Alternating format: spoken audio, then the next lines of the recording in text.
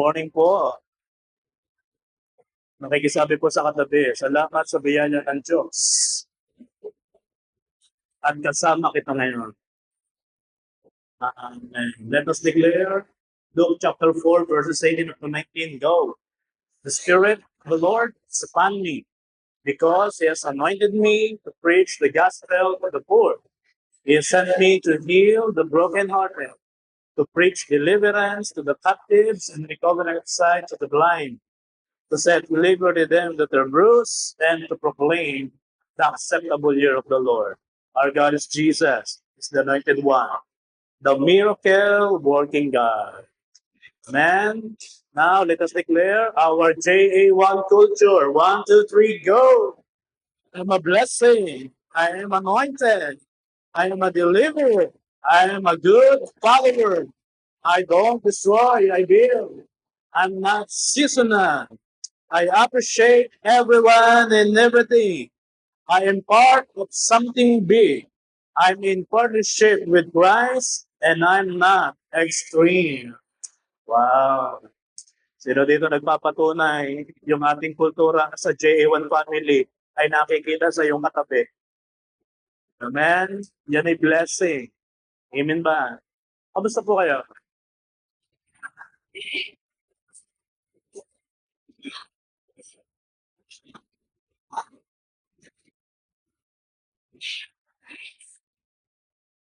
Amen. Amen. Praise God. Ready na ba kayo? Ay, sabihin mo sa iyong katabi, ako'y makikinig kasi gusto kong sumaya. Are you there? Okay? Let's start. Unang-una, ayaw po nating malungkot.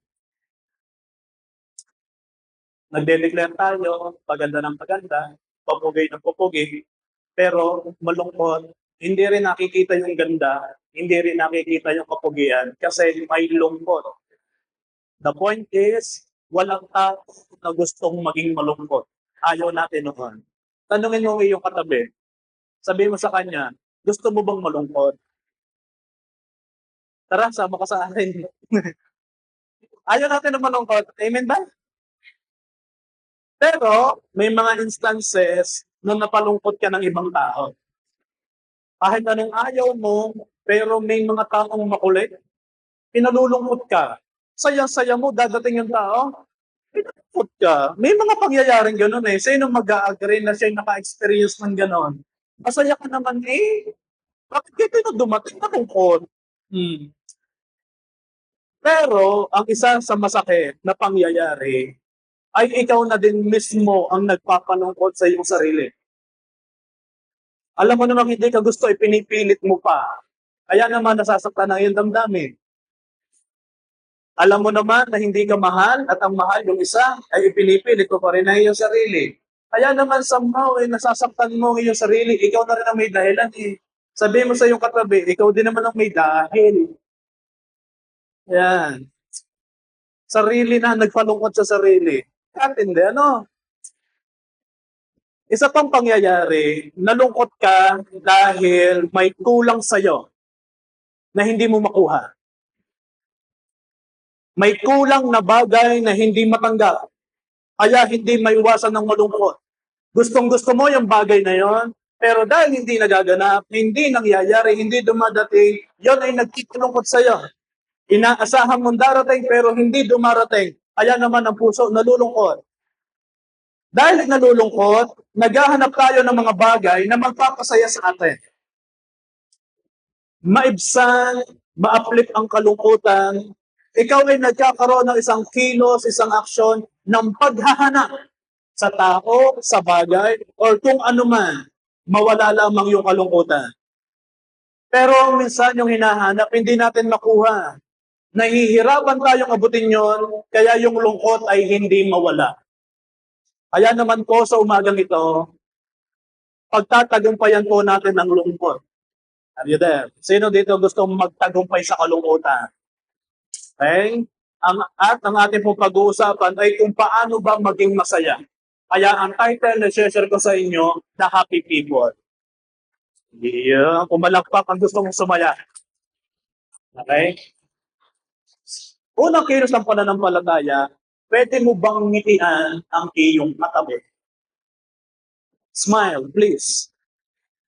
Kahit may lungkot, umpisahan mo na agad sa kilos ng pananampalataya, uunahan mo na ang lungkot sa pamamagitan ng iyong pagngiti. Position yourself that you are the one na sinasabing the happy people. Again, kaliwat kanan, ngiti. Give your best smile. Yan. Ngumiti ba? Okay. Paano ka hindi magiging masaya? Ay may sinabi ang Psalms 144 verse 15. Happy are the people whose God is the Lord. Sino nagsasabi na ang Diyos mo ay ang Panginoong Jesus? Then, wala kang karapatang malungkot. Are you there? Dahil kung sinasabi ng puso mo, I have God, wala sa iyong vocabulary ang maging malungkot. Bakit? May Diyos ko eh. Kaya lahat ng JA1 people, happy people.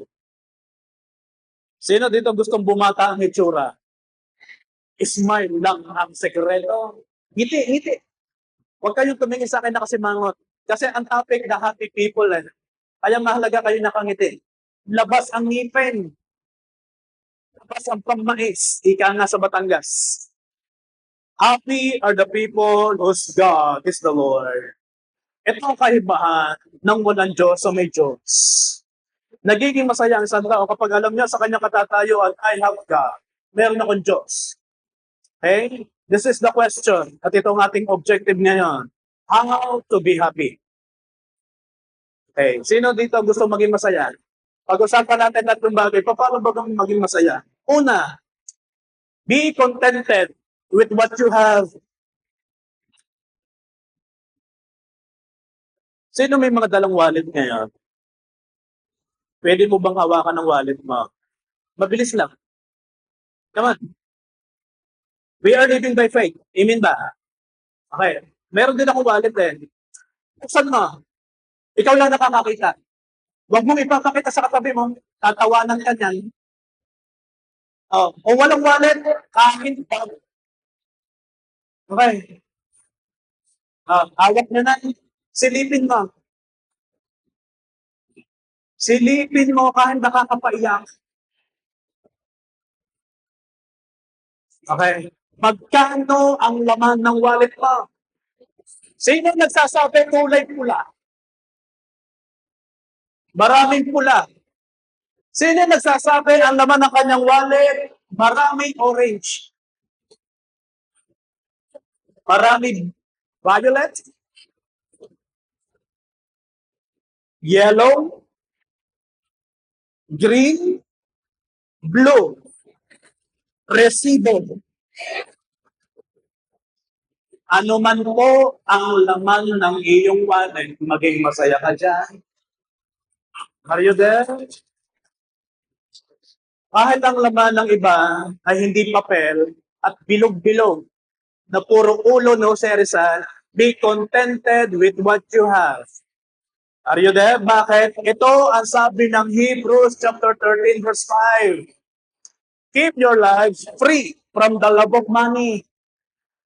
Kaya kapag ikinalulungkot at ang laman ng wallet mo ay 20, siya, may sinasabi ang Bible, iwasan o pangingatan mo ang iyong sarili at palayain mo sa pagiging sa love of money.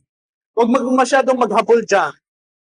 Ano pa sabi? Keep your lives free from the love of money and be content with what you have. For God has said, may pangako at sinabi ang Lord. Kaya hindi ka dapat mag-alala kung magkano ang laman ng wallet mo eh. Ano sabi? I will never leave you nor abandon you. Hindi naman alam ng katabi mo ang laman ng bulsa mo, na? Hindi alam ng katabi mo ang laman ng wallet mo. Makontento ka dyan. Walang nakakaalam kung magkano ang pera mo. Amen ba? Kapag sinabing contentment, ano bang ibig sabihin ito? Nag-search ako sa Google. Ang sabi dito, sa meaning ng contentment, is a deep sense of peaceful satisfaction. May kapayapaan kasi siya'y satisfied.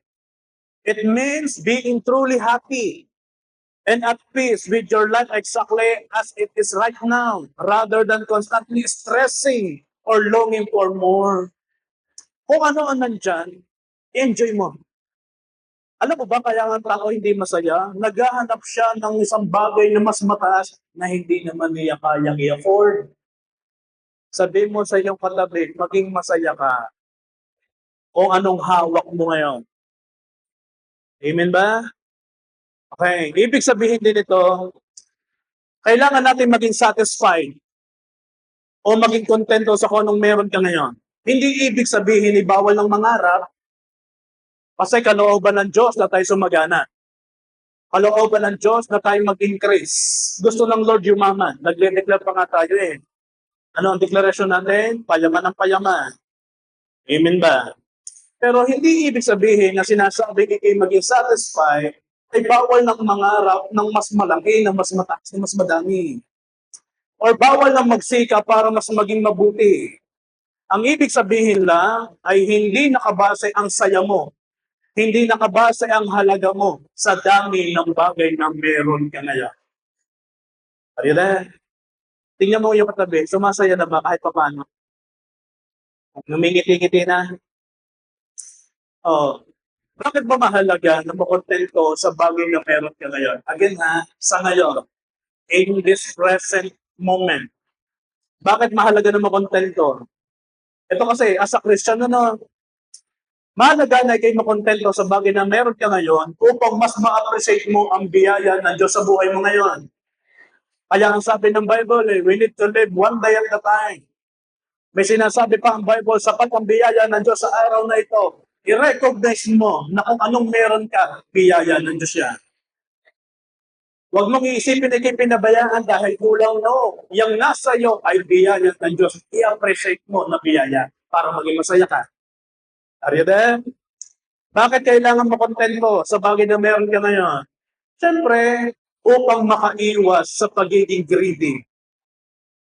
Ano ba sinabing greedy? Yung pagiging sakit, sa paghahangad ng mataas, sa paghahangad ng madami, nawawala na yung satisfaction. Gusto mo lagi maglong doon sa mas madami. Ay hindi nga kaya eh. Wala pa nga sapat na biyaya para mangyari eh. So, iwasan ang pagiging sakit. Sabihin mo sa iyong katabi, pero hindi ikaw ito. Amen ba? Hey. Ito naman, kahit gaano karami ang makuha ng isang tao, kung hindi rin siya marunong makontento, pakiramdam pa rin niya, lagi pa din siyang kulang. Basta hindi marunong makontento, kahit meron na, naramdam niya, kawawa pa rin siya. Kulang pa rin siya. Kaya dapat matutunan natin na maging kontento eh. Tama ng isang boyfriend, makontento ka sa isa. Are you there? Tama na sa isang nililigawan. Tama na sa isang asawa. Tama ng isa. Sapat na yun. Makontento ka dyan. Ang pagiging kontento ay nagtuturo na makita ang kabubuting bagay na meron ka ngayon. Dapat meron ka sa ikabubuti mo yan eh. Kung ang laman ng wallet mo is 150, yan ay sa ikabubuti mo. I-appreciate mo biyaya ito ng Diyos. Kung ang sapatos na suot mo ay iyan, ibig sabihin lang niyan, yan ay magbibigay ng ng kasiyahan sa iyo. Huwag wag mong hayang malungkot dahil lang sa anong meron ka ngayon. No, biyaya yan ng Diyos. Makita mo yan ay isang mabuting bagay. Sabi mo sa iyong katabi, ano man ang meron ka ngayon, yan ay mabuting bagay para sa iyo. Hebreo 13 verse 5. Dapat ang paraan ng iyong pamumuhay ay maging malaya mula sa labis na pagmamahal sa pera. Ito yung key verse natin, doon sa Hebreo, doon sa number 1. Masiyahan sa mga bagay na meron kayo. Sapagkat sinabi mismo ng Diyos, hindi kita iiwan ni pababayaan man. Okay? Dapat daw ang paraan ng ating pamumuhay ay maging malaya mula sa labis sa pagmamahal sa pera. Kaya tinuturo ng Bible, be satisfied, makontento. At ito rin na sinabi ni Paul, isang disciples, isang apostol. Ito sabi ni Paul, Philippians chapter 4 verse 11. Hindi ko sinasabi ang mga ito para sa akin pangangailangan, sapagkat na-experience ni Paul, natutunan ko ang masiyahan sa lahat ng pangyayari. Masiyahan o natutunan. Anong ibig sabihin? Si Paul ay naka-experience din ng pagkukulang. Si Paul ay naka-experience din ng kalabisan, ng kasaganaan. Yung naranasan mo ay naranasan niya. Yung na-experience niyang joy, yung na-experience niyang kalungkutan, yung na-experience niyang trials, ay it could be naranasan mo din o nararanasan sa ngayon. Pero ang sabi niya, natutunan ko ang masiyahan sa lahat ng pangyayari. Nakapaloob din doon, natutunan ko masiyahan sa lahat ng bagay na meron ako. Again, hindi masamang mangarap ng mas maayos na buhay. Tanungin mo yung katabi, nangangarap ka ba? Yan, hindi masama ha. Gusto pa nga ng Lord na ikay sumagana. Pero kung ikaw ay naghihintay, and somehow ay may pagsisikap, mahalagang matutong maging masaya at magpasalamat sa kung anong meron ka ngayon while we are waiting. Dadating naman eh. Pero nasa season ka din naman na habang naghihintay, may itinuturo ang Diyos sa iyo. Makontento ka muna sa ngayon. Amen ba? Now, paano may papakita na kontento ka sa bagay na meron ka? Kailangan kasi makita. Kailangan kasi sa biyaya ng Diyos ay somehow meron kang nagagawa na kilos na ipapakita mo sa Panginoon na, Lord, ako'y satisfied sa blessings na natatanggap ko sa iyo. Kailangan may pakita eh. Ang tanong ay paano? Ito yun eh. Napapakita mo na ikay satisfied sa natatanggap mo ngayon kapag ikaw ay nagiging mapagpasalamat dito. Sabihin nyo, Lord, salamat po sa 20 pesos na nasa wallet ko. Ako po yung masaya kasi ako yung limpid. Are you there? Lord, salamat po. Meron akong libo-libong pira sa bag ko. Salamat po. Sabihin mo pa, Lord, salamat po. Mayaman ang katabi ko. Inipre ako mamaya. Salamat.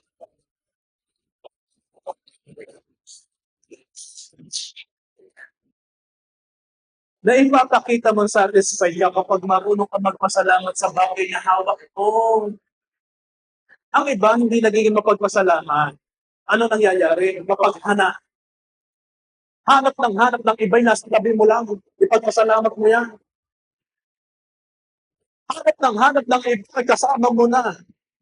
Magpasalamat sa kung anumang bagay na hawak mo ngayon. Imbis na tumingin sa kulang, tignan mo kung ano ang meron ka. Meron ka nito. Huwag mong gayanin ang kilay ng iba. Meron kang kilay na iyo. Meron ka nito sarili ganda. Kagagaya mo ng kagagaya sa kilay, hindi mo napapansin lahat na 8 piraso na. Kagagaya mo. Imbis na tumingin sa kulang sa iyong sarili, tingnan mo kung ano ang meron ka upang maging masaya. Amen? Buti pa si brother linggo-linggo bago ang damit, samantalang ako isang buwan yun pa rin Pasalamatan mo kasi may paulit-ulit kang nasusuko. Samantalang ang iba, wala na, butas pa. Kaya naman, maging mapagpasalamat. Are you there? Ano bang meron ka na kailangan mong may pagpasalamat para masabi mong ikikontento? Tingnan mo buhay mo ngayon. Tingnan mo ang tayo mo ngayon kumpara noon. Masasabi ko sa biyaya ng Diyos, ang laki na ng pinagbago mo. At ikaw na rin mismo magpapatunay, yung kasama mo sa bakay, may ipinagbago na. Amen ba? Sana. Malaki na pinagbago. And matuwa ka at magpasalamat at makontento ka kasi meron kang buhay na ganyan ngayon. Be satisfied sa iyong family. Sinong kontento? Yan ang pamilya mo.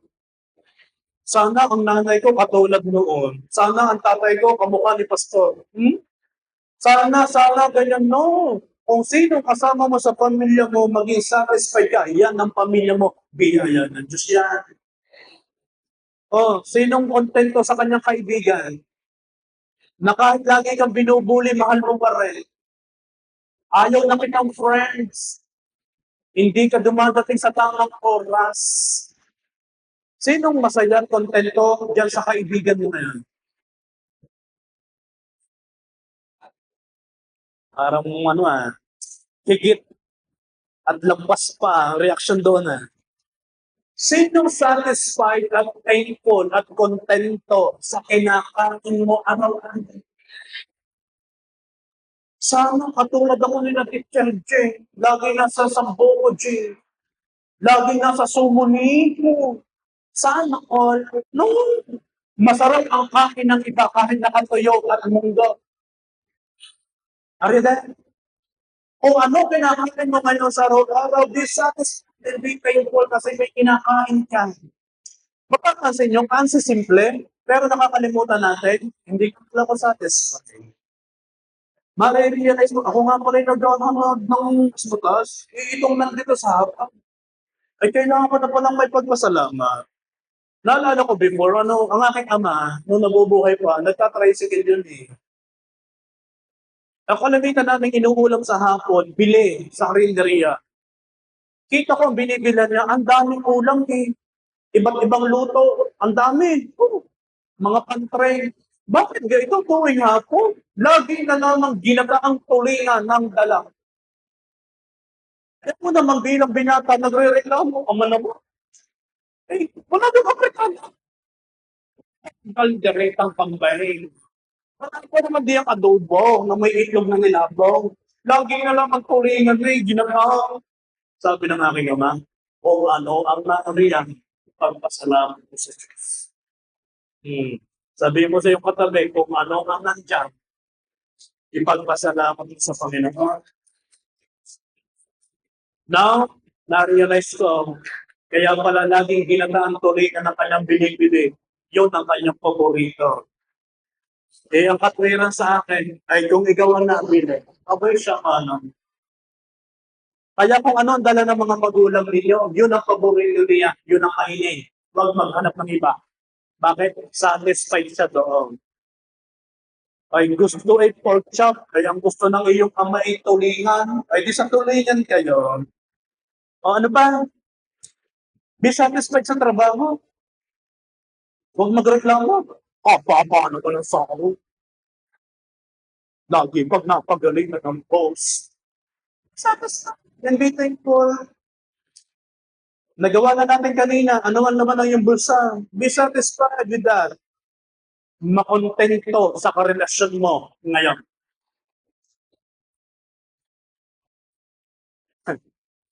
Tasan kami na mag-asawahan na nandito. Makontento sa asawa. Kahit minsan na hindi naliligo. Amen. Then, parang gusto ng Tomas ni Mary doon sa mag-asawahan. Be content. At higit sa lahat, makontento. Why? Dahil mayroon kang Diyos. Yan ang pinakatabi sa lahat. Mayroon kang Diyos. Na ano ang sabi ng Bible? Na hindi ka pababayaan. Niiiwat man lang. Okay. Patuloy po tayo magtiwala sa timing ng Lord kung paano na tayo pagmapala. Tinuturuan lang tayo masatisfied sa meron tayo. Maghintay tayo sa timing. Bakit? Darating ang time, bubuhusan ka ng load ng pagpapala Are you there? Hindi ibig sabihin na kulang at wala kang ngayon ay pinabayaan ka na. No. Wag na wag mong papapasukin sa sistema mo yan. Kulang na kulang ako yan. Tagal ko nang dinadaanan ng pagkukulang na ito. Wag mong papapasukin sa puso mo. Ako yan ay pinababayaan ng Diyos. Hindi. May mga bagay lang na inihahanda mo na si Lord bago niya ito ibigay sa'yo. Ano yun? Karakter mo.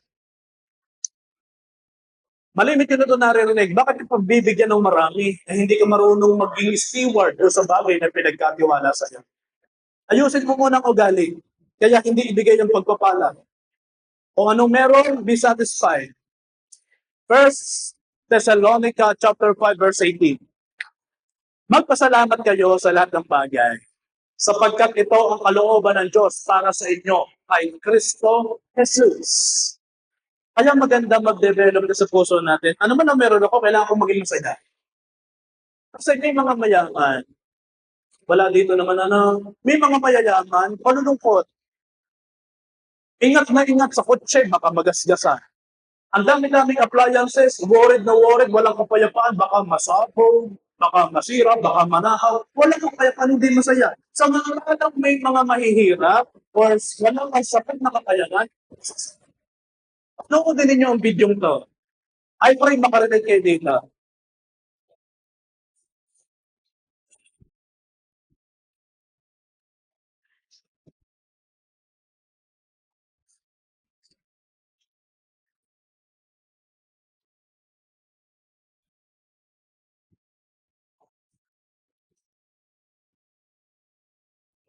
Ang daming alahas, palungkot. Ang daming card, magsha-shopping, malungkot.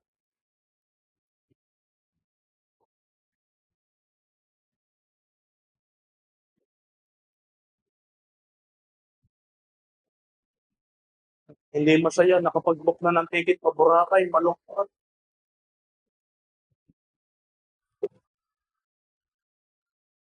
Yeah, poor but happy.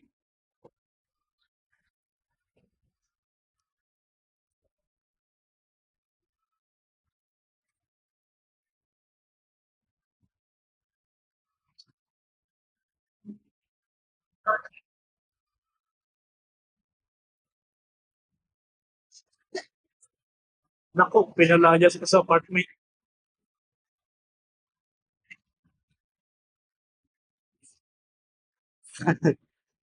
Praise God. Alam mo, sa realidad ng buhay, dapat ganun tayo. Realidad, ipinapakita lang doon na hindi sitwasyon ang magdidikta kung ikay magiging masaya o hindi. You need to choose para maging masaya. Kahit pagbukas mo ng ref, walang laman, tumatawa ka. Amen ba? Kahit maputulan ng tubig ng Maynila sa Caloocan, Barangay 168, masaya ka.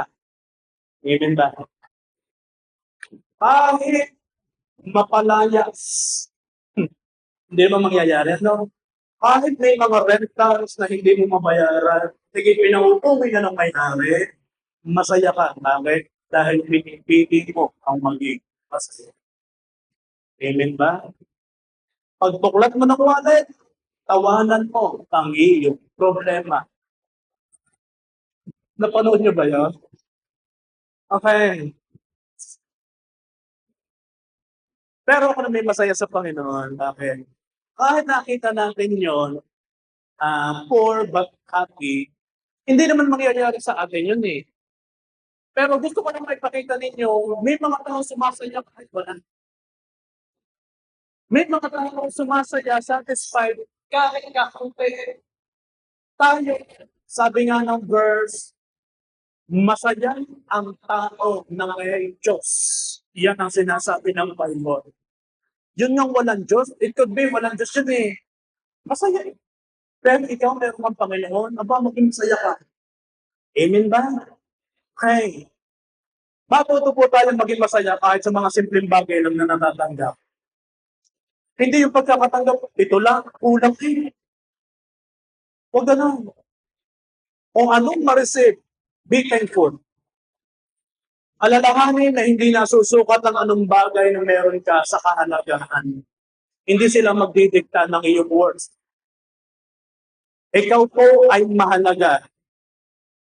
Hindi dahil sa meron ka, kundi dahil may Diyos na nagmamahal sa iyo. Are you there? Ang contentment ay hindi lang nagsasabing wala nang pinapangarap. No. Ito ay nagsasabing masaya ako habang nagtitiwala at nagsisikap ako para sa future na inihahanda ng Diyos sa akin. Masaya ako kasi alam ko ang ganda ng future na inihanda ng Diyos sa akin. Ito ang tanong ko ulit, sino sa inyo ang gusto tumaas ang antas ng kanyang pamumuhay? Tipo na satisfied ka naman, pero nananampalataya ka for your greater increase. Sinong may gusto noon? Sino ang taong iyon? And somehow ay ikaw ay nagde-desire na mabago ang anyo ng buhay mo.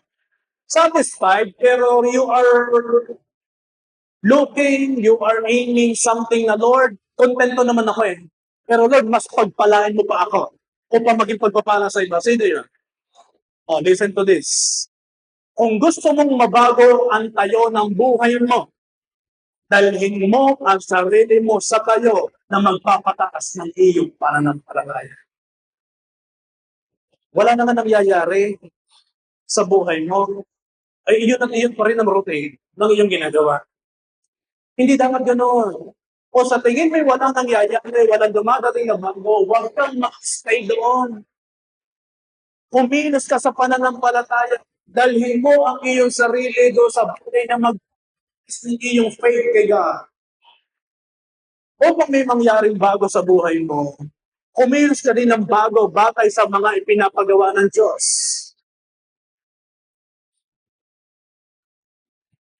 Ayaw naman natin maghirap at magkulang. Amen ba? Then, na-mention kasi ang money doon sa verse. Kung ayaw mo maghirap at kung ayaw mong magkulang, gawin mo lang ang mga prinsipyo ng Bible na patungkol sa pagbibigay. Iyan ang nagpapatakas ng antas ng iyong pananampalataya. Again kulang na. Pero dahil gusto mong dalhin ang iyong sarili sa buhay na magpapatas na iyong faith, then kikilusan mo ang itinuturo ng Bible patungkol sa prinsipyo ng giving. Dalhin mo ang iyong physical na kakulangan sa spiritual na kasaganahan. Sinong gusto sumagana? Sinong gusto mangyari sa kanyang buhay na dating ikiwala ngayon, dadami ang iyong pagpapala? Kailangan mo lamang maunawaan na kailangan kong dalhin ang sarili ko sa physical na kakulangan ito, madala ko sa spiritual na kasaganaan. That's why, i-obey ko ang commandments na sinasabi ng Lord patungkol sa giving. Huwag mong hayaan na ilubog ka ng kakulangan ng pera sa sitwasyong ganito. May tinuturo ang Bible. May tinuturo si God kung paano mag-i-increase ang iyong blessings. Bring the tithes and offering, bring the first fruit, bless the man of God, and so bountifully. Yung mga prinsipyong yan ay magpapalis sa physical na kahirapan at dadalhin ka sa kasaganaan spiritual. Sino dito mayayamang anak ng Diyos? Sabi mo sa iyong katabi, magturo ko ng tatlo, sabi mo sa kanya, ikaw, mayaman.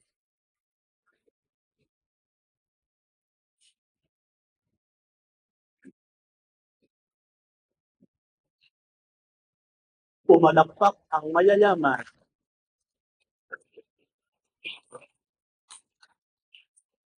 Ito kasi yun Ang pananampalataya ay naniniwala sa mga bagay na imposible.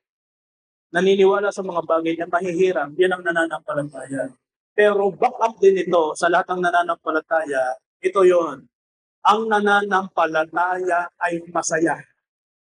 Kaya huwag mong isipin na kabigatan ng kilos ng pananampalataya kahit mahirap itong gawin sa paningin mo. Yung pagdadala ng tithes, mahirap lang yan sa paningin mo. Pero huwag mong isipin mahirap dahil ang nananampalataya ay naniniwala sa mga bagay na imposible na magiging posible. Anong ibig ko sabihin? Yung physical na realidad na walang pera, kulang ang sinasakot. Dahil nananampalataya, dinadala mo ngayon sa iyong spiritual na pananampalataya. Hindi, susunod ako sa tithes, susunod ako sa first fruit, susunod ako sa pagtatanim sa Kristo, sa man of God, susunod ako sa pagtatanim. Okay? Kasi dinadala mo ang aking physical na kakulangan sa kasagadang ibibigay sa akin ng Diyos. Kaya lahat tayo nananampalataya. Amen ba? Amen? Sabihin mo sa iyo, bakit malungkot ka? Sabihin mo sa kanya, maging masaya. I am declaring, by faith, your giving is not decreasing. Ang iyong giving, pataas ng pataas, padami ng padami sa biyaya ng Diyos. Amen? O pag may mangyaring pagbabago, kilos. Kilos lang, hakbang lang. Oh, number 2, how to be happy. Siyempre, do not compare yourself to others. Galatians chapter 6, verse 4. Let each one examine his own work. Then he can take pride in himself and not compare himself with someone else. Meron kang strength na ikaw lang ang meron na wala sa iba. Kaya hindi mo kailangang ikumpara ang sarili mo sa iba. Lahat naman tayo ay may kanya-kanyang story ng buhay. Amen ba? Hindi tayo magkakatulad. At meron din tayong pagkakaiba-iba. Kulay pa lamang magkaiba na. Height pa lang magkaiba na. Amen. Amoy pa lang lalong magkaiba. Ang iba amoy Vicks. Ang iba amoy Bakersend oil. Ang iba amoy baby oil. Yan. Iba't iba eh. Iba't ibang strength, iba't ibang skills, iba't ibang talents, iba't ibang gifts, iba't ibang katatayuan sa buhay. May mayaman, may mas mayaman, may napakayaman. Sino kaya kayo doon? Sino dito ang sasabi kay mayaman? O, sino nananampalataya ay kay mas mayaman? O doon sa posisyon na ako'y pinayayaman pa. Ay, kanya-kanya, iba't iba. Kapag lagi pa may kinukumpara ang sarili mo sa iba, mawawalan ka ng kapayapaan. Nakakagaw ng peace. Nakakalungkot. Malulungkot ka lang dahil lagi at laging may mas higit sa'yo. Tanggapin mo na may hihigit sa'yo. Huwag mong ikumpara ang sarili mo sa iba dahil nakakabagdak ito ng self-worth. Kaya naman kahit blessed at may na-compare ka na mas magaling at mas mataas sa iyo, bumababa ang iyong self-confidence. Bakit? Nakatingin ka sa meron eh. Hindi mo nakikita may halaga ka rin. Kapag mas magaling o mas successful ang iba, pwede mong maramdamang kulang ako. Na hindi mo nakikita ay marami ka namang mga magagandang qualities. Meron ka namang mga blessings na wala naman sa iba. Huwag tingin ang tingin sa iba. Ariyan, tingnan mo sarili mo, blessed ka. Sabi mo sa iyong katabi, huwag mong tingnan ang kinakain ko. Mas blessed ka. Huwag mong tingnan ang sapatos ko. Mas blessed ka. Amen ba? Huwag mong tingnan ang kilay ko. Mas blessed ka. Okay?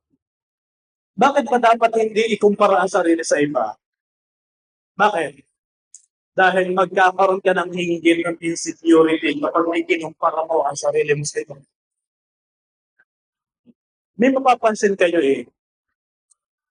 Imbis na ma-inspire, imbis na matuwa, imbis na maging masaya sa blessing ng iba, mas nagiging dahilan pa ito ng pagsiselos. Oy Lord, bakit siya pinagpapala? Ako'y hindi ako naman naglilingkod. Nagiging dahilan ng pagiging mahinggitin, pagsiselos, at minsan hindi mo napapansin or maaaring pansin na pansin mo, pressured na pressured ka na kasi blessed na blessed yung iba, hindi. Nakaka-pressure ang inggit. Kaya huwag mong i-compare yung sarili sa ibang meron ka sarili blessing na wala sa kanya. At ito'y nakakapagpalungkot ng sobra. J1 family, masayahin tao tayo. Kasi blessed tayo because we have God. Are you there? Sabihin mo sa iyong katabi, ngumiti ka. Huwag kang masyadong seryoso. Yung iba, habol na habol sa pagmamahal ng iba. Inggit na inggit. Ay, sawa ko. May kaya usang. Sana ko may naghahatid ng motor. Sana ko may kasubukan ng spaghetti. Sana all may straw ng milk tea, dadaan sa bibig, ew. May napanood ako Reels. Sino nakakakilala kay Kali at Gio? Sa My X and Y's, si Liza Soberano at saka si Enrique Hill. Hindi ako yun ha. Ano ang sabi ni Liza? Naghahanap Ingit na ingit, selos sa selos Ang sa court niya. Ano ang linyahan niya? Am I not enough? Hindi ako magaling na artista May kulang ba sa akin?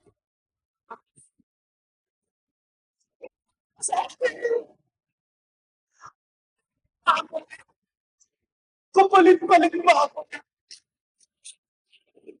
Pangit ba ako talaga? Ito sagot ni Gio, ni Enrique. No! Nasagot ni Kali. Then why? Sino mo sasabi pwede na ako maging artista? Gusto ko yung yung kay Vito Santos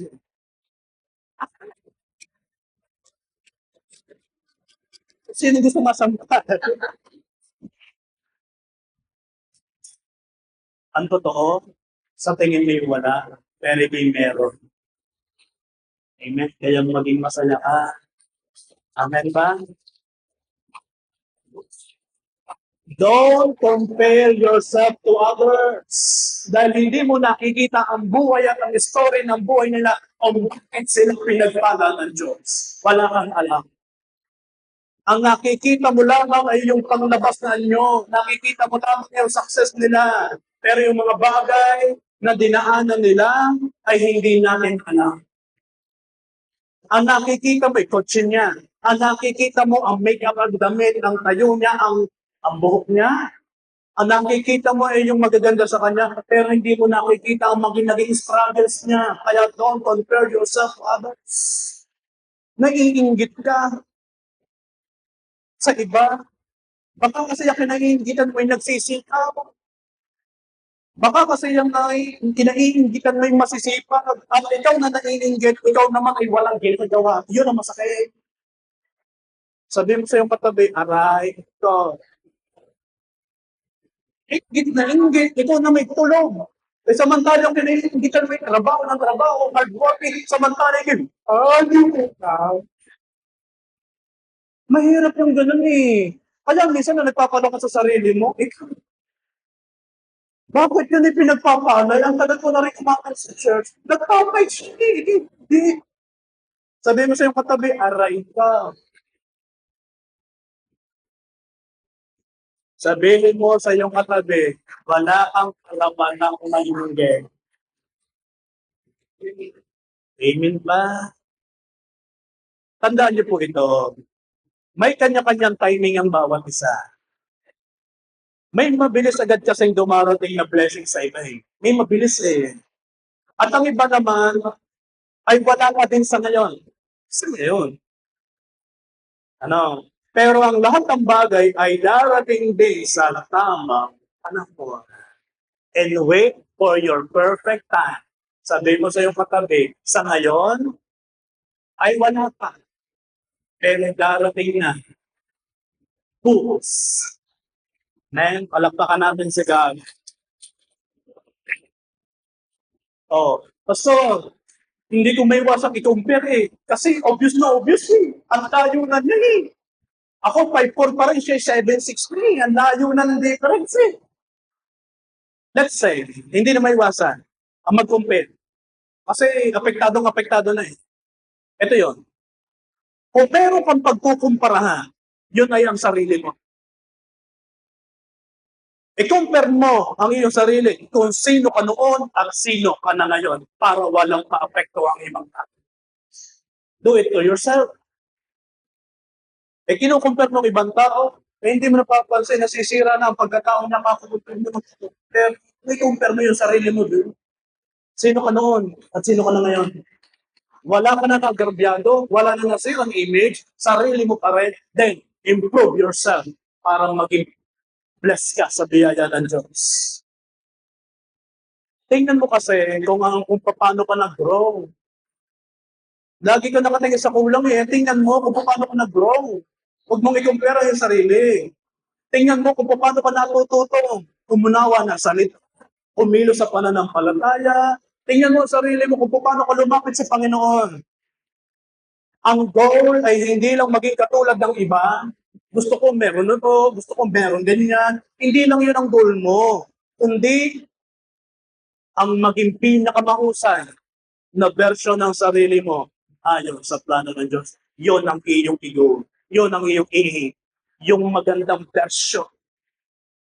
Sinabi ko nga dito yung pinakamahusay na version ng sarili mo. Darating, 5 years from now, napaka-successful natin lahat sa biyaya ng Diyos.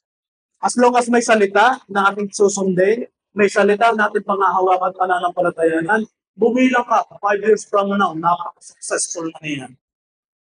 Are you there? Ako'y nananampalataya yung mga kabataan darating dito, Pastor, magpapadedicate po ako ng aking kotse.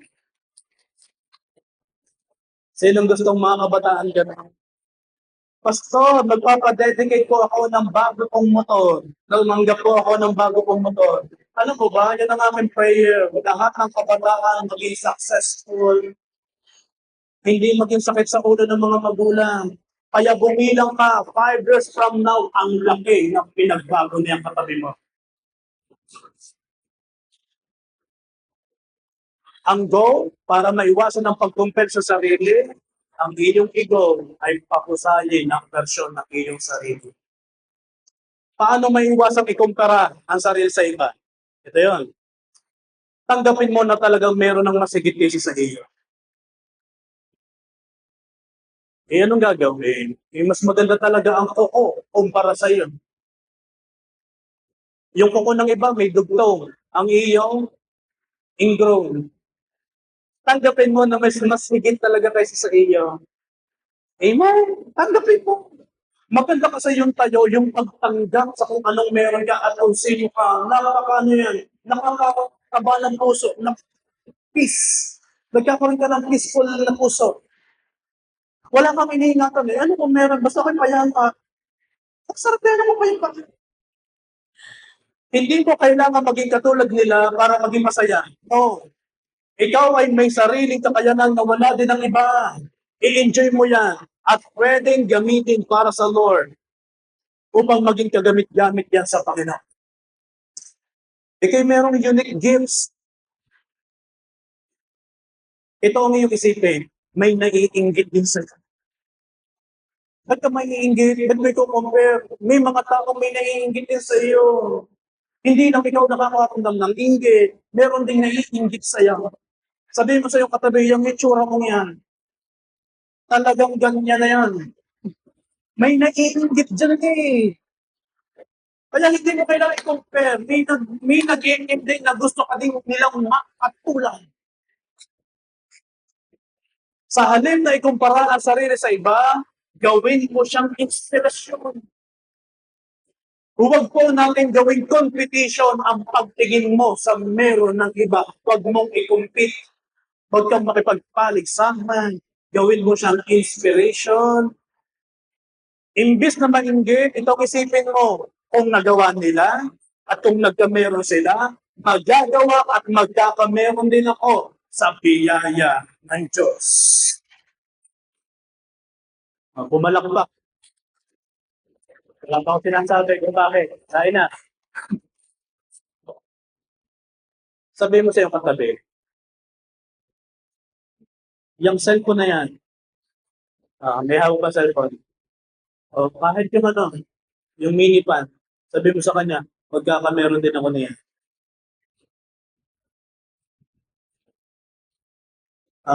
Ano pa? Sabihin mo, yung relo na yan, ibigay mo sa akin, magkakameron ako niyan. Hindi.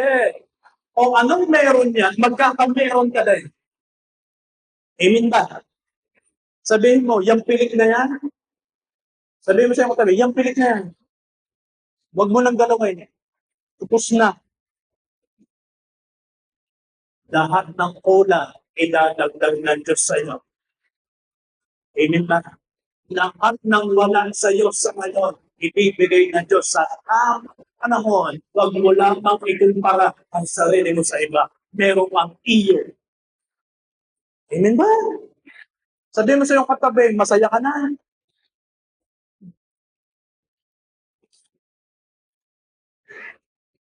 At kapag dumarating ang insecurities, ay compare na eh, na-insecure na eh. Ito ang gawin mo at pinaka-the best na magawa. Ikaw ay lumapit kay Lord. Dahil mas nagiging secure ang puso kapag doon mo kinukuha ang iyong identity, doon mo kinukuha sa Panginoon ang iyong kahalagahan. Choose to be happy. Amen ba? Pagpili lang yan. Pwedeng hindi malungkot at pwedeng piliin ang maging masaya. Amen ba? O, number 3. Okay pa ba kayo? Masaya ba kayo? Kahit mainit? Okay, how to be happy? Number 3, you need to stay in the presence of God. Psalm 16 verse 11. In your presence, there is fullness of joy. Wow! Kapunuan ng kagalakan sa presensya ng Diyos. At your right hand are pleasures forevermore. Ganda nito. Pinapakita ka sa'yo ng verse na ito na hindi lahat ng saya ay galing sa pera o sa mga material na bagay. Hindi lang pera, cellphone, gadgets, anything. Hindi lang yan ang panggagalingan ng saya eh. Nasa presensya ng Diyos ang tunay na kasiyahan bilang isang anak ng Diyos. Yung ikay secure kasama kong ama ko, ikaw ay nasa masayang lugar. Bakit? Kasama ko ang aking ama. Kasama ko ang Diyos. Ang pagsaya sa presence ni Lord, ito'y lagi nag-uumpisa sa pagkakaroon ng tunay na relasyon sa Panginoon. Tingnan nyo, nung ikaw ay unang naka-encounter ng pagtanggap kay Jesus bilang iyong Diyos para tagapagligtas, ibang kagalakan ang iyong naramdaman. At dumadating agad sa pagkakataon dahil masaya ang iyong puso, you are willing to give up. Lahat ng bagay na sa tingin mo yung magpapabigat sa iyo, hindi ka na nahirapang i-give up yun kasi natagpan mo na ang tunay na kagalakan sa Panginoon. Sinong masaya dito na dati nagpapasaya sa iyong anak, iniwan mo kasi natagpan mo ang tunay na kagalakan sa Diyos mo yung nakita. Yung bisyo, yung mga ugali, na sa tingin mo, iyon ang nagpapasaya, pero isinuko mo dahil natagpuan mo ang fullness of joy sa Panginoon. Kaya kapag nakikilala mo siya, lalo kang magiging masaya. Sabihin mo sa iyong katabi, kilalanin mo si Lord, ha? Para maging masaya ka lagi. Sa totoo lang, tayo naman tao, masayahin naman tayo eh. Yan bang katabi mo masayahin? Tingnan nyo ang tao. Kapag ang isang tao masaya, kapag ang isang tao ay masaya at in love ang isang tao, tingnan mo, sino lahat dito na in love? Sabihin mo sa iyo katabi, in love ako sa iyo. Yan. Oy, lalaki kayo parehas. Okay. Yo, kapag ang isang tao ay in love at masaya, ito lagi ang bukang bibig niya. Kasi naramdaman niya eh. Yung joy, ito ang bukang bibig niya. Alam mo, ikaw lang, sapat na.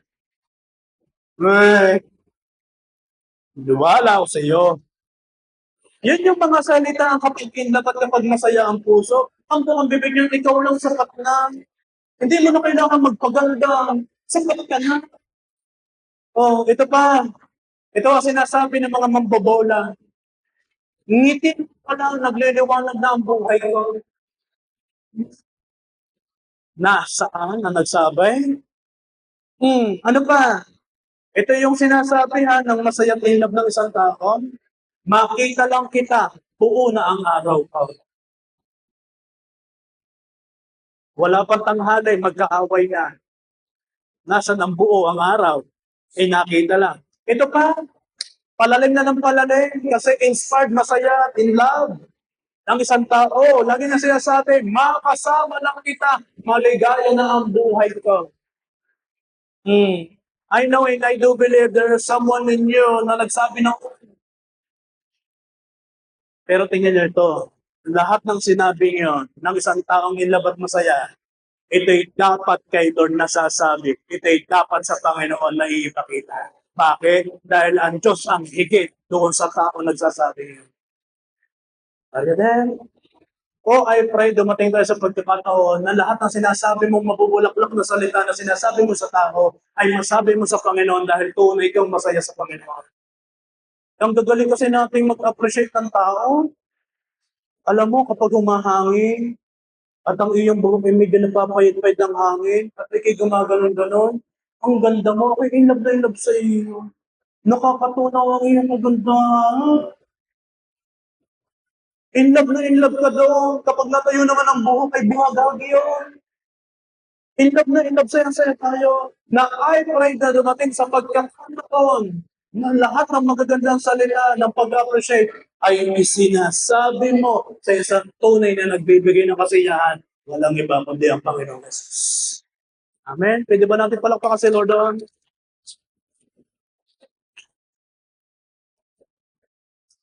Maraming bagay ang nagbibigay ng pansamantalang happiness. Napakarami niya.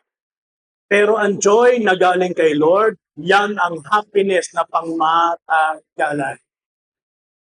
Ayaw natin ng sandaling happiness. Yung maghapon, tapos na, kinabukasan, tara uli malungkot.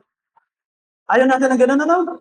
Ang gusto natin yung happiness na pangmatagalan. Pero kay Lord ang katatagpuan yun. Mas masarap ang buhay kapag si Lord ang ginawa mong source ng iyong kaligayahan. Sa Kanya mo pinukuha ang kasiyahan. Yung iPhone, masaya lang ikaw sa umpisa. Kapag bago, kapag nagtagal na, bilis pa lang malobat. Yung dating saya, ikaw iyamot na, ano ba na, kacharge ko lang, no, ba't na uli? Pansamantala lang kasiyahan. Pero yung source ng joy, kay God mo kuhanin. Kasi pang matagalan. Ang saya sa presence ni Lord ay hindi dahil perfect ang buhay, kundi dahil alam mong Diyos ang iyong kasama at siya ay higit pa sa sapat. Amen. Sinong masaya kasi ang kanyang Diyos ay si Jesus. Then, I am declaring it is, ikaw ay tatanggap ng higit pa sa sapat. Amen. Ay, as I close, si Lord mismo ang kasiyahan. Hindi lang siya mismo ang source. Hindi lang siya ang mismong pinanggagalingan. Siya mismo ang kasiyahan. Yung personal na pagka-Diyos, siya mismo yun. Hindi lang siya pinagmumula ng saya dahil siya na mismo ang kasiyahan. Yan si God. Ibig sabihin, hindi ka na dapat nalulungkot sa mga bagay na wala ka. Dahil kung may Jesus ka, ikay buo. Dahil kung may Jesus ka, kumpleto ka. Dahil kung may Jesus ka, dapat maging masaya ka sa may Jesus. Amen ba? Okay. In my conclusion, may sinabi si John Piper. Sabi ni John Piper, God is most glorified in us when we are most satisfied in Him. Yan. Ang Diyos daw po ay sobrang naluluwalhati kapag tayo daw po ay satisfied na sa Kanya. Nabibigyan natin ng glory, nabibigyan natin ng luwalhati ang Panginoong Jesus kapag nakitaan tayo sa ating puso na, Lord, whatever we have now, or kahit wala ako ng bagay na yun, luluwalhatiin kita kasi ako'y satisfied sa iyo. Alam mo ang sabi ng Bible, si God ay most satisfied kapag tayo ay most glorified si God kapag tayo satisfied sa Kanya. May mapapansin kayo, si Lord ay masaya kapag ikaw ay thankful at satisfied sa mga blessings na ibinibigay sa iyo. Hindi ka lang nagiging masaya kasi nagpapasalamat ka kasi ako may 20, may pagkain sa maghapon. Hindi lang ikaw sumasaya eh. Si Lord ay masaya. Every time you confess the word, Lord, thank you, nag-glorify si Jesus, ang Diyos ay maligaya.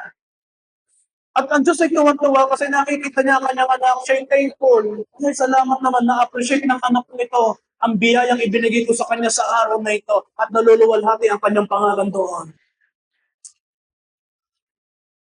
Kaya, luwalhatiin ko si Lord sa pagiging kontento sa mga bagay na meron ka. Amen na? Luwalhatiin si God. Choose to be happy. Everybody say, choose to be happy. Declare to yourself, I choose to be happy. I-enjoy mo lahat na meron ka. Come on, enjoy. Kung ikay may jowa, kung ikay may asawa, huwag mong i-compare sa iba. I-enjoy mo ang friendship, i-enjoy mo ang relationship na meron kayo. Enjoy your, your relationship. Just to be happy. Hindi na para ikumpara ang sarili mo sa iba dahil ikaw ay masaya na sa kaloob ng Diyos na ibinigay sa iyo ngayon. Maging masaya sa success ng iba. Amen. Nagdedeklara tayo na ang buhay ko'y pabuti ng pabuti, paayos ng paayos, papugi ng papugi, payaman ng payaman, pabanal ng pabanal, padami ng padami. Maaari sa lahat ng nagdedeklara, may isa-isang nangyayari na sa buhay, hindi sabay-sabay. Mayroong grupo na nangyayari na, mayroong grupo na hindi pa. Pero the point is, maging masaya ka sa success nila. At itong mindset mo, Lord, ako na ang sunod. Ako na ang sunod. Ma-inspired ka, huwag ka mainggit. Darating ang panahon, marami rin ang magiging masaya kapag ikaw naman ang naging successful. Sabihin mo sa iyong katabi, excited ako sa buhay mo. O sabihin mo, humanap ka ng kapartner, sabihin mo sa kanya, ako ang una na magiging masaya kapag naging successful ka. Amen? Sino magiging masaya kapag ang kanyang pastor ay naging successful? Sino magiging masaya kapag ang kanyang mga magulang ay magiging successful? O sino mga magulang naman dito na makikita mo ang iyong anak na magkakaroon ng trabaho, makakapag-abroad, magka-travel abroad, at bibili ng sarili sasakyan, sariling bahay? Sino mga magulang ang magsasabi, ako'y masaya dahil magiging successful ang aking mga anak? Sino mga magulang yun? Sino magiging masaya? Kapag ang church na ito ay pinadalhan ng Lord ng mayamang tao na magpo-provide ng air condition ng church. Sino magiging masaya? Ako'y nanaginip, na-share ko ito sa GC, buhay na buhay. Ako'y bothered kasi nakikita ko kayo, pay-pay na ng pay-pay every Sunday, inom ng tubig, minsan wala pang deliver ng tubig, kuhaw na walang mainom. Ako'y bothered na somehow ako yung tinaman ng lukot. Kasi Lord, ayaw ko ng iyong mga anak, ayaw ko ng mga vlogs na nakakararas ng ganitong init, ganitong uncomfortable. Kaya ang desire ko, Lord, payamanin mo ako. Payamanin mo ang church. Alam mo ba, nung ako'y nanaginip, binigyan ako ng Lord ng kapayapaan at ako'y nagising ng masaya. Bakit? Kasi ako'y nanaginip, may ipapadala si Lord ng mayaman tao na bibili ng air condition ng church. That is my dream. Dahil sa sunod na panaginip, buhay na buhay, nandito kami sa church. Kasama ko si Ate Bing, kasama ko si Sister Gina. Pero kami pinipirmahang papel na merong ibinigay na property, second floor, building area, ibinigay sa ating itong building. Ako'y tuwang-tuwa. Sabi ko, Lord, totoo, parang nangyayari. Ako'y nagasing ng masaya. Dahil nag-chat agad ako sa GC. Isama niyo ito sa panalangin. Kapag tinatay ito, ako'y pinabalugagan kasi parang tunay na hawak natin ng papel na sa katunayan, binigyan tayo ng Diyos ng church building na wala tayong ginawa, wala tayong ginastos, na nampalangalan naman. Na-mention kasi sa preaching, paano itataas si Lord sa buhay ni Daniel. Nung midweek service, pinag-usapan ng mga katangian ni Daniel, yung mga pagpapala ng tanggap ni Daniel, na diskusyon, na hindi man lamang nabigyan natin ng pansin yung biyayang natanggap niya na na makapag-interpret ng mga panaginip at mga pangitain. Ano mo ba? Pinaranas sa akin ni Lord. Pinaranas sa akin ni Lord. Kaya yung botherness, yung lungkot, pinalitan ngayon ng joy at excitement. Yung napanaginipin ko, malinaw na malinaw, hindi na kailangan pang i-interpret kasi buhay na yon. Iintayin na lamang mangyari sa akabang JA1 family. Ikaw, tayong lahat. Worshipin, tayong lahat. Ay magiging masaya kasi pasasagalain tayo ng Diyos upang bigay ng maluwalhati ang Panginoon. Let's all stand up, please. Wait for my sign. Sabihan ka ni Lord, before we celebrate the goodness of God. Sa biyaya ni Lord, ilagay mo sa puso mo na ako'y magiging masaya palagi sa Panginoon. Kailangan kasi may maset sa puso. Huwag ka muna ma-excite sa blessing eh. Kasi tayo excite na excite sa blessing. Meron tayo namimisi na ilagay sa puso ang pag-aala ka sa Panginoon. Laging mag-set sa puso na si Lord ay sapat na, kaya dapat ako maging masaya sa presensya niya. Kasi si Lord ay sapat na. Iset mo yan. Meron tayong gagawin. Na-mention kasi sa preaching, be contented with what you have. You know yourself. Amen. Alam mo sa iyong sarili kung magkano naman ang iyong bulsa. Alam mo sa pag-uwi mo kung anong inyong kakainin mamayang tanghalian. Alam mo ang budget mamayang hapon kung anong iyong bibilhin, mamamalengke, magsha-shopping. Alam mo, meron ng sukat yan. Naka-budget na yan. Alam mo ang tayo ng buhay mo ngayon. Alam mo ba sabi? Salamatan mo si Lord sa mga bagay na meron ka ngayon. Now, please, pwede ba manalangin ka sa Panginoon? Pasalamatan mo si Lord sa kung anong meron kang hawak ngayon. Come on, pray to God. Ano ba meron ka ngayon? Lord, salamat po. Meron akong time. Nakapag-church ako. Lord, salamat po. Nakasama ko kaibigan ko sa church. Salamat po. Anong meron ka ngayon? Lord, salamat. May sumundo sa akin. May sumalubong sa akin. Lord, salamat po. Lord, salamat po. May pamasahe ako. Salamat po. Nakapag-breakfast ako. Lord, salamat po kasi may pamasahe pa ako mamaya pag-uwi. Lord, salamat po. Makakapag-offering ako. Salamat po. Naka-ready ang tithes ko. Lord, salamat po. Pasalamatan mo yung mga bagay na meron ka ngayon in this present time, in this present moment. Lord, salamat. May damit akong naiisuot. Lord, salamat. Matibay pa ang step-in ko. Matibay pa ang sapatos ko. Lord, salamat po. Salamat. May pinlasa pa ako. Lord, salamat. Meron pa akong gana sa pagkain. Lord, salamat. Masaya ako today. Lord, salamat po. Meron akong salita na narinig. Na kanina ako umalis ng bahay. Ako isang may lungkot. Pero Lord, salamat.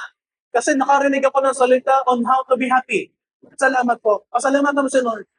Lord, salamat po. Kasama ko ang pamilya ko. Lord, salamat po. Gumaling na ang anak ko. Lord, salamat po. Salamat po. Salamat po. Salamat po. Ang ganda ng church. Lord, salamat kahit mainit sa ngayon. Salamat po, Panginoon, kasi nakakaya namin ang init at hindi kami napipigilan ng pagsamba sa iyo. Lord, salamat po. And as forgiveness naman, kung dumating sa pagkakataon, ikinumpara mo ang sarili mo sa iba at ikaw ay nainggit at ikaw ay nalungkot. Church, kung hindi mo naiwasan noon na mag-compare, kung hindi mo naiwasan noon na somehow napatingin ka sa blessings ng iba't nakita mo ang kawalan mo, tingin na lungkot, it's about time. Ask forgiveness. Hingi ng tawad sa Panginoon. God is a gracious God. God is a merciful God. JA1 family,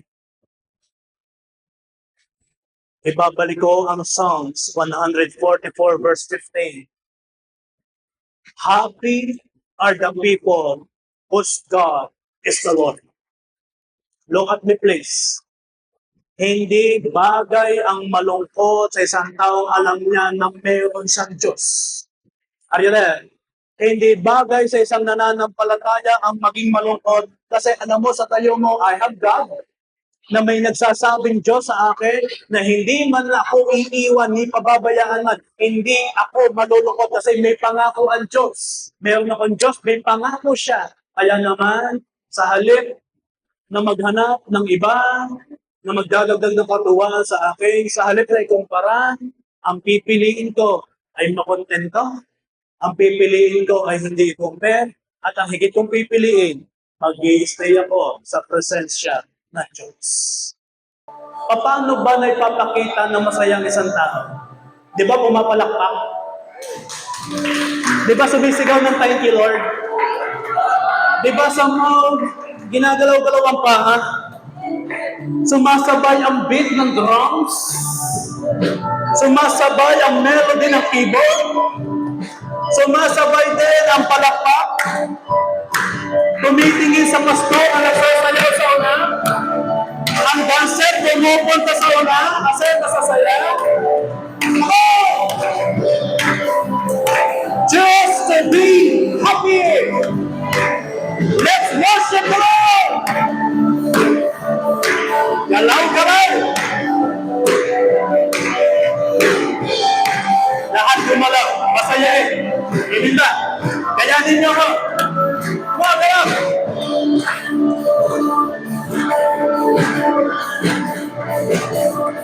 Taas ang kamay. Mga.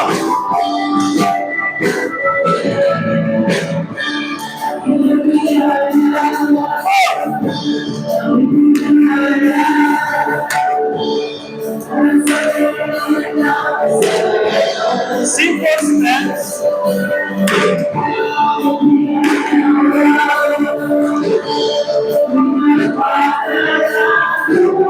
Galaw, galaw. At the end there, galaw.